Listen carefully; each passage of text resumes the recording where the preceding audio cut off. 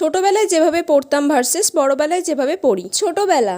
মা আজকে যদি আমি ভালো করে পড়ে নিই তাহলে আমাকে ঘুরতে নিয়ে যাবে তো সন্ধ্যাবেলা? হ্যাঁ যাবো, আগে ভালো করে তুই পড়। আচ্ছা তাহলে আজকে আমি ভালো করে পড়ে নিচ্ছি, ঠিক আছে?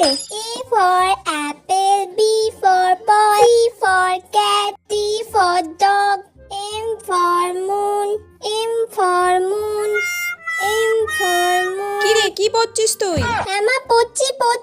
O for orange. বড়বেলা। উফ বাবা, এতগুলো বড় কোয়েশ্চেন দিয়েছে। কয়েকটা বড় কোয়েশ্চেন তো আমার এখনই হয়ে যাবে 3-4টা, আর বাকি কালকে কয়েকটা করে নেবো, ব্যাস হয়ে যাবে। আরে তুই এত আস্তে আস্তে বিড়বিড় করে কি পড়ছিস, কিছু শুনতে পাচ্ছিস?